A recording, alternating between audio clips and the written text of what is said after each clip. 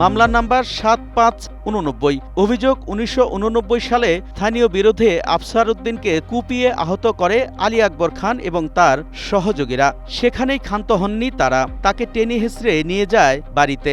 অভিযোগ দিনভর নির্যাতনে নিহত হন আফসার উদ্দিন। তাকে ধুলসরা হাটের পূর্ব পাশে ধরে দিনে প্রায় বেলা ৩টা বা ৩:৩০টার দিকে হবে আনুমানিক, এই সময় তাকে ধরে কুবাইয়ে আলী আকবর এবং তার ভাই ব্রাদার তার বাড়িতে নিয়ে যায়। সারাদিন ভর করেছিল, মরে নাই, হাসপাতালে নেয় নাই তো, বুকের উপরে পাড়া দিয়েছে, বাঁশ দিয়ে পাড়া দিয়েছে, নির্যাতন করে হত্যা করা হয়েছে তারা।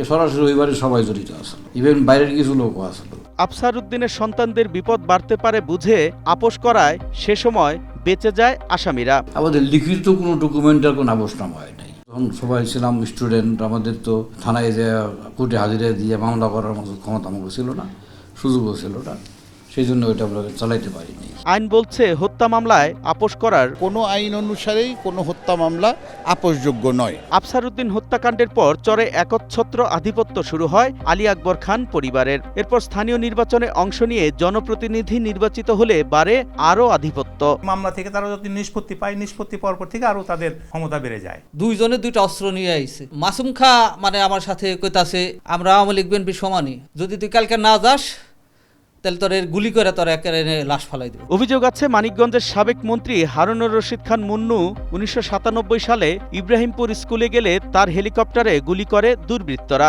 আলী আকবরের অত্যাচারে অতিষ্ঠ হয়ে তার আগ্নেয়াস্ত্রের লাইসেন্স বাতিলের সুপারিশ করেছিলেন সাবেক সেই মন্ত্রী। যখন এটা সত্যতা পাইছে তখন উনি মানে এই লিখিত অর্ডার দিচ্ছে ডিসি সাহেবকে, লিখিত অর্ডার দিছে যে আগ্নেয়াস্ত্রের লাইসেন্স, আলী আকবর আগ্নেয়াস্ত্রের লাইসেন্স বাদ করার জন্য। ২০০৯ সালে আওয়ামী লীগ ক্ষমতা আসার পর তাদের প্রভাব চরের গণ্ডি পেরিয়ে যায়। মানিকগঞ্জ ২ আসনের আওয়ামী লীগের সাবেক এমপি মমতাজ তাদের পাওয়ার হাউস হিসেবে কাজ করে। আকিবুল খান আর আলী আকবর খান এর আপন ভাই। মমতাজ ছিল সাবেক এমপি আওয়ামী লীগের, তার ধর্ম ভাই এবং কি তার নির্বাচন পরিচালনা কমিটির সভাপতি। মমতাজ বেগমের মতো এত বড় প্রভাবশালী নেতা এমপি, যার ধর্ম ভাই, যার ধর্ম বোন, তার কি ক্ষমতার কোনো পরিসীমা আছে? স্থানীয় সরকার নির্বাচনে বিভিন্ন জনকে ভোট ডাকাতি করে জিতিয়ে দেওয়ার প্রতিশ্রুতি দিয়ে টাকা নেয়ার অভিযোগ আছে আলী আকবরের বিরুদ্ধে।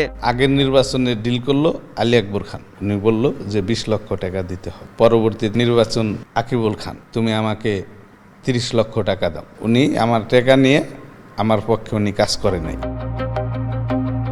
সড়ক যোগাযোগ না থাকায় নদীপথেই যাতায়াত আজিমনগর, সুতালরি, লেসরাগঞ্জ এবং চরভদ্রাসনের এই অংশের বাসিন্দাদের। নদীর ঘাট আয়ের বড় উৎস, এ নিয়ে চলে প্রতিযোগিতা।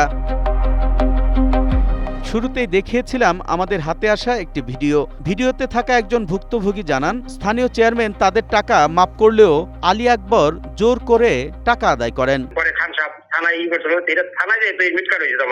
কত টাকা দিয়েছিলেন?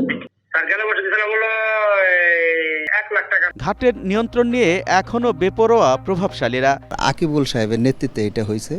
ওখানে ছিল বিল্লাল খা, সে হলো আওয়ামী লীগ করে এমনিতেই, আবার সে একটু বিএনপিতেও তার একটু নাম দিয়ে রাখছে। এরাই সবাই মিলেছিল আমার ঘাটটার টোল জোরপূর্বক আদায় করে নিয়ে যাইতেছে, আমাকে ঘাটে চাপতেই দিতেছে না। রাজনৈতিক প্রতিপক্ষদের দমনে দীর্ঘদিন অত্যাচার করেছে আজিমপুর আওয়ামী লীগের নেতারা। মিনিমাম 50টার উপরে আমাকে মিথ্যা মামলা দিয়ে হয়রানি করা হয়েছে, আমার পরিবারকে, আমার ছেলে সন্তানকে। ২০২৪ সালে ছাত্র জনতার আন্দোলনে পালিয়ে যেতে বাধ্য হয় সে সময়ের প্রধানমন্ত্রী শেখ হাসিনা। সারা দেশে আত্মগোপনে আওয়ামী লীগের নেতাকর্মীরা। দলটি নিষিদ্ধ হওয়ার পর প্রকাশ্য কোনো কার্যক্রম নেই তাদের। তবে এই চরে আওয়ামী লীগের কার্যক্রম জোরে সোরে চলছে বলে জানান স্থানীয় বিএনপির নেতারা।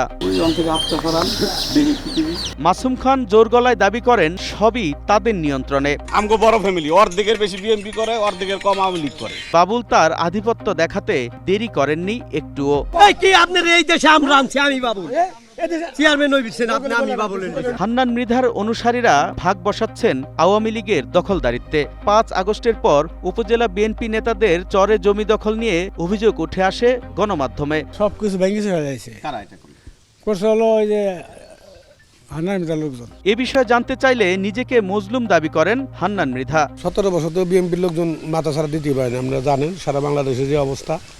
আমরা 2-3 বার জেল খাটছি। মৃধাকে নির্দোষ দাবি করে অভিযোগকে ষড়যন্ত্র বলে দাবি তার অনুসারীদের। হান্নান মৃধা এবং শামসুদ্দিন মেম্বার এদের নামে যারা অভিযোগ করতেছে এরা আসলে সবাই আলী আকবর খানের অনুসারী।